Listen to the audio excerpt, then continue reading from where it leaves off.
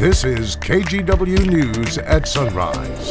A popular music festival turned deadly in Houston this weekend. We're going to look at new details, including announced lawsuits emerging from the deadly aftermath of rapper Travis Scott's Astro World Festival.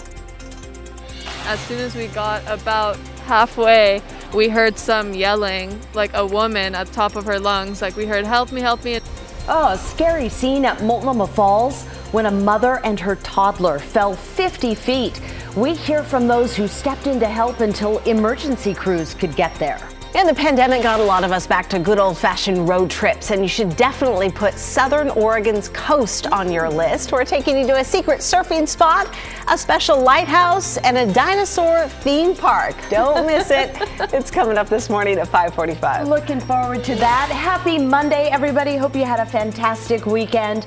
Drew is off one more day, but the rest of us are here, and it's going to be kind of a nice day to get out on the road. The road, depending on the last time they paved it, should be nice and smooth. Here's a look at the Rose City camera. Yes, we have a dry Monday for you. We've had a few showers up around Astoria, but those are expected to end. 45, the number out at the airport. There are some fog pockets, and some of you have slipped into the upper 30s, so there's a quarter of a mile of visibility. That's dense fog between Hillsboro and McMinnville right now, and some other fog pockets down, looks like around Eugene and getting down to around Albany. To the bus stop we go. As I mentioned, this will be probably the driest day overall this entire week, so enjoy that. Partly cloudy out the door on average, 42, 51 at noon, and still dry, and 55 when the kids get out of school this afternoon. Looking forward to that. Thank you, Rod.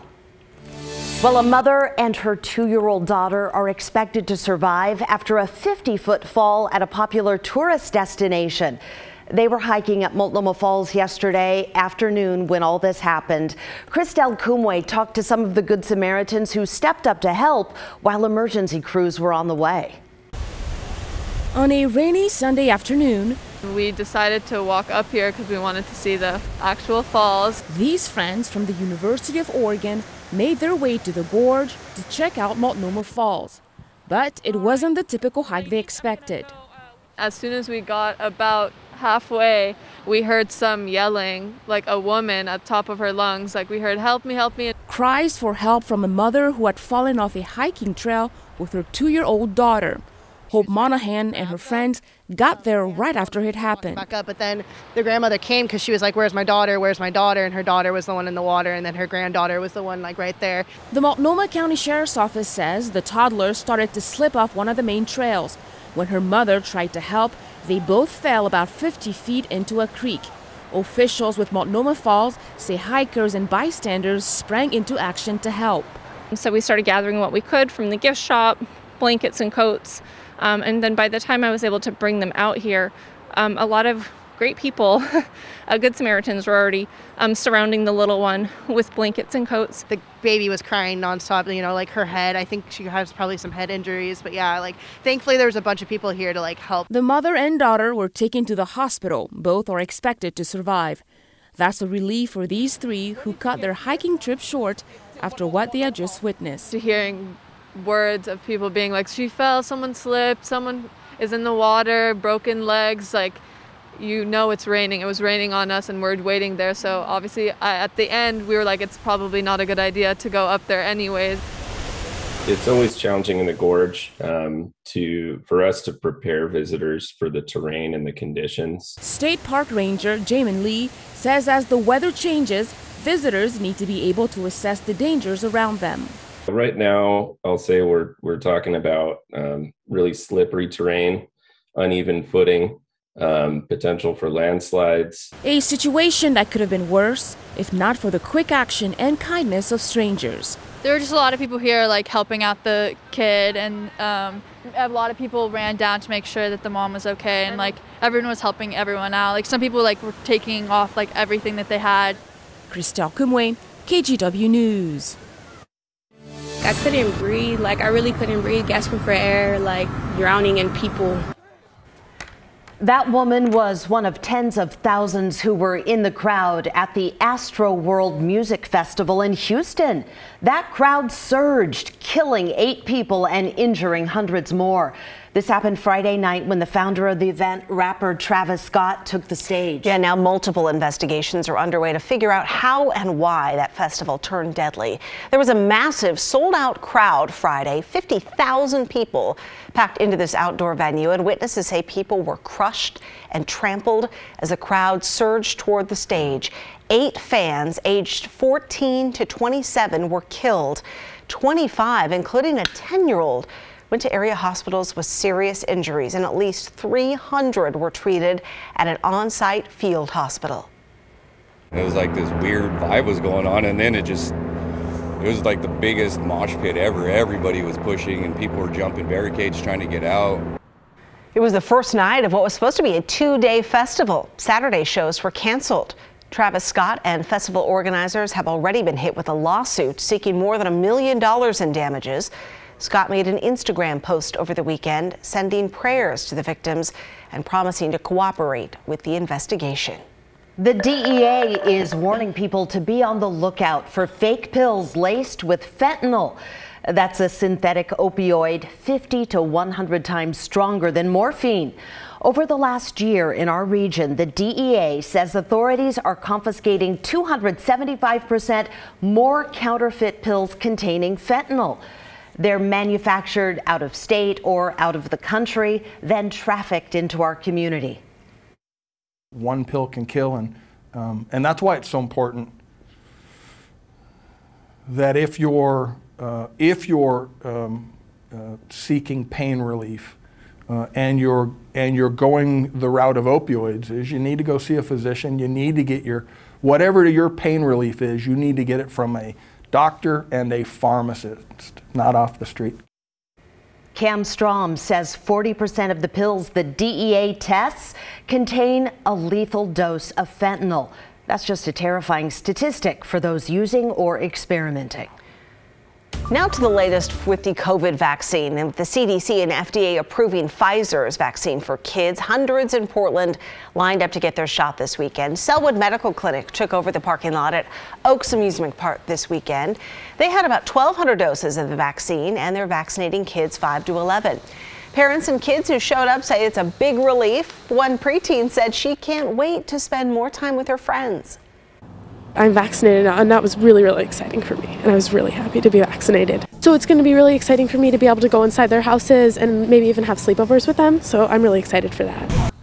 Selwood Medical Clinic is expecting more doses this week. It does plan to host clinics Thursday and Friday at Oaks Park. And if you want to get your kids vaccinated, the OHA has a tool to find a spot for those kids. Here's how it works. You click View Vaccine Locator Map. You'll want to filter the results, select Pfizer, age 5 to 11, and hit Apply. You can put in your zip code to find the closest location to where you live. A federal appeals court is temporarily stopping the White House from enforcing its vaccine mandate for big businesses. The rule forces companies with 100 or more workers to require vaccines or have weekly testing and masks. The OSHA plan rolled out earlier this year. It was supposed to start on January 4th. Businesses that break the rules would face fines close to $14,000 per violation. But at least 27 states sued to stop the mandate. The White House says it's confident it's going to win in court since federal safety rules supersede state laws. The city of Portland has announced a new COVID vaccine requirement. Soon, vendors, consultants, and contractors who work inside city facilities will need to be vaccinated against COVID. That starts January 3rd. But starting today, those workers will have to wear fit-tested KN95 masks until the vaccine requirement takes effect. This will impact about 2,500 workers. All right, check this out. The king tides put on quite a show at the Oregon coast this weekend. Yeah, we got a few photos from viewers. This come to us from Doug McLean. He snapped these at Depot Bay on Saturday. Around 1 o'clock, you can see all the spray coming up from the waves hitting the rocks there. And our director, Brian Matthews, took a trip to check out the waves. Lots of seaweed there. They went to Lincoln City and Depot Bay. That's where they shot this video. It's always a great spot to see the waves crash up into the rocks. And as soon as Brian and his family got into Depot Bay, look at how hard it was raining. big hail, big rain. All in all, a very lively weekend at the coast. That's when you want the fireplace, a puzzle, a glass of wine, Rod, and you're inside. Is that really seaweed he was wearing? Was that authentic? Yeah, pretty fun. Wow. Surely we got some shampoo around here somewhere. All right, we have a dry start to your day, minus a few showers up around Astoria right now. This weather maker offshore comes in overnight tonight, or actually this evening, and then goes into early tomorrow morning. So these showers up around Astoria should get out of here, we think, in the next couple of hours. That's just false return. So otherwise, we are completely dry. And it's going to be a nice Monday for you. We have light winds right now. There are some fog pockets around. Here's Futurecast at 9 o'clock. Shows the showers up around Astoria over. It does bring some increasing cloudiness during the day, but any rain holds off until this evening. Here we are at 9 p.m. and then it turns into a pretty good rain band overnight. This is 2 a.m.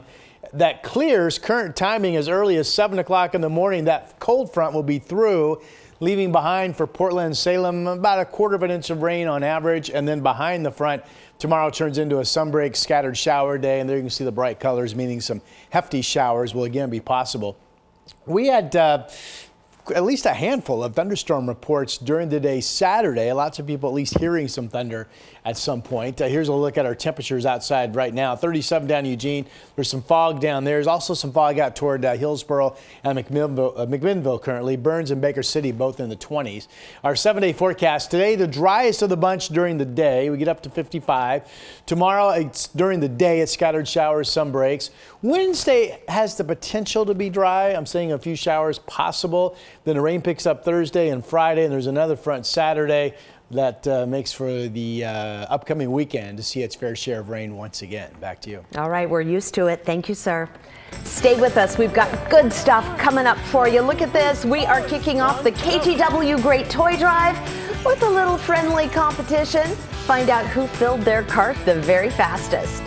Plus, lost in the wilderness with a low cell battery. Our Verify team looks at why you shouldn't change your voicemail.